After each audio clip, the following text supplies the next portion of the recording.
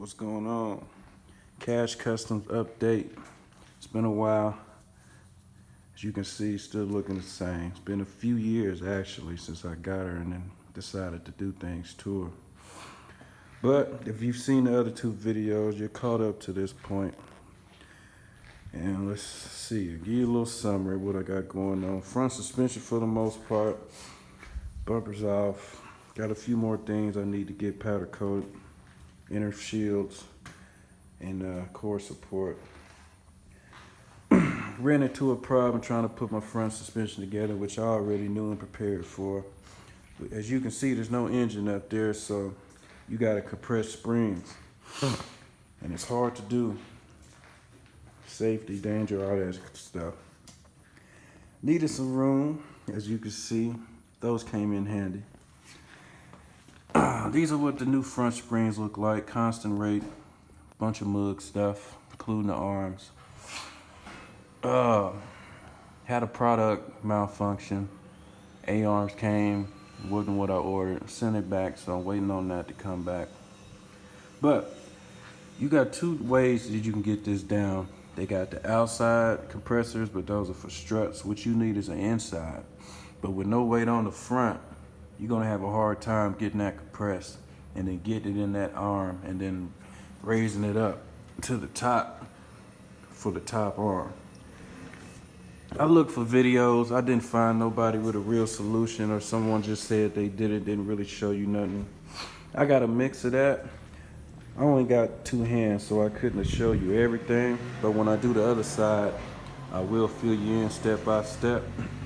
But basically what you gotta do, and what I found to do, was to go ahead and attach it to your bottom arm, and then go ahead and thread your rod up in there for your compressor. As you can see, the hook's right here on the other side. Turn your arm upside down and start cranking on that bolt. As you can see, it started off with 2 inches and now it's down to barely 1 finger. So I did that, and to the point in which I thought it was good enough. Basically for clearance that you can actually get your bolt started through for your lower A-arm. Right there. Raise it up, floor jack, unless you just got He-Man strength to hold all that up in one arm. And then get your bolts through and you finish. No weight on the front. It was safe. Took me about 1.5 hours yesterday, but I got it done. And of course, like I said, I've been having problems with these A-arms. They sent me a regular ball joint. The one I sent back for that side had it with the bolts on it. This one was riveted on, so I had to get that off. Ordered both of those. Problem Solver mug. I like that brand. And then once I get it, I'll go ahead and sew it all in.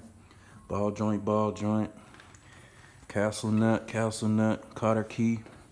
And after that, I can back off that compressor and it'll be on its own merit at that point. That's the only thing keeping it shut.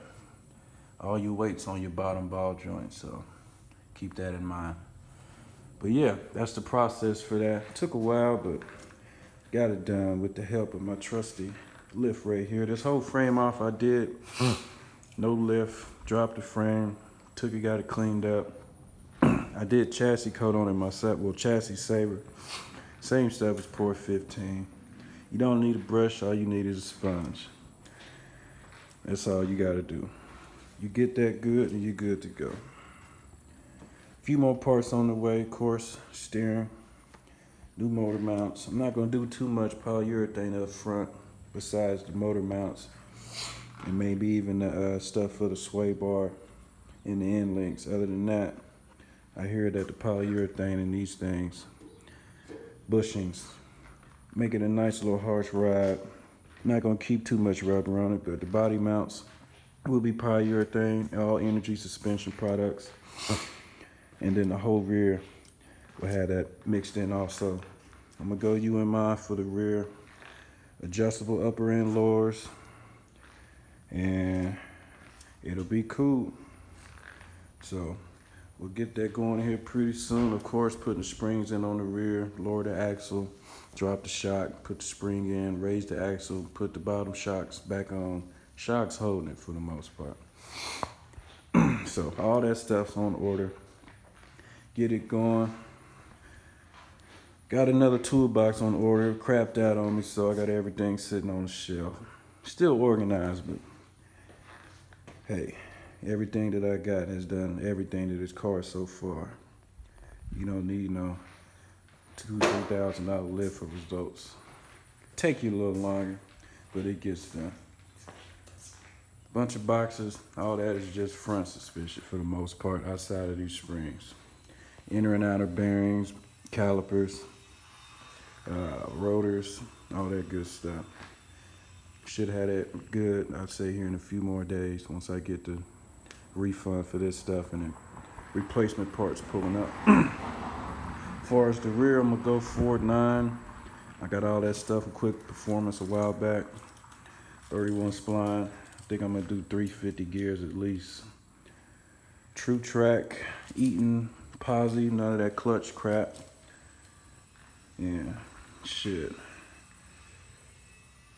31 spline axles. It's gonna be nice. Third member is on the way in order. They gotta build it, so we'll get that going. That's what this is over here.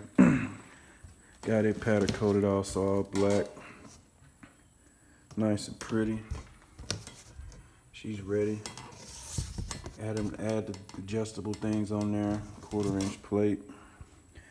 Just need to be rinsed. A little dust from when they did all that stuff. Even got my battery tray looking nice. 3/8 new style big Ford, I believe. Get the U in my ears, put them in there, match everything else. And that'll be decent. Good to go. Jack pad also's got a built-in drain. So makes that simple. Lost all my hardware, so I don't know what I did with that. Axles is over here, 31 spline. 5 lug, of course, QP. Wasn't too bad. I think I paid about $1,300 for it. 3-inch studs, 1/2 inch, 5x4 3/4, 5x120, however you talk it. They'll be good to go also. Slide them in, True Track, whole housing. I'm gonna go ahead and mock it up. I need to get some more jack stands though. I got 4 on the body, 4 on this. I think I need to go buy 2 more at least. So, other than that, this is where we standing with it. It ain't much left to do. It's all gonna come together quickly. It's that hard. Got all my bolts hidden in places. But other than that, man, it's just an experience. If you got questions, let me know. This is like my 5th box Chevy, but like the first one that I've actually done this type of extensive work to. It didn't need it, as you can see in the pictures. It was clean and running. All it needed was a distributor cap, rotor. That was it. But other than that, man, this is where I'm standing at. Get my ball joints in, throw the spindle back on, caliper rotor, and that'll be it. It'll be a rolling chassis by the end of the month. That's the plan. And then we get to the fun part, putting it back on the body, engine, transmissions, 6 speeds, maybe. I don't know if it'll fit under there, but we'll see. All right, man. Questions, comments, let me know down in there. I'll try to update as much as I can with my busy, hectic schedule. And we'll go from there. 89 box Chevy LS. Frame off. Should be good. I'll holler at y'all.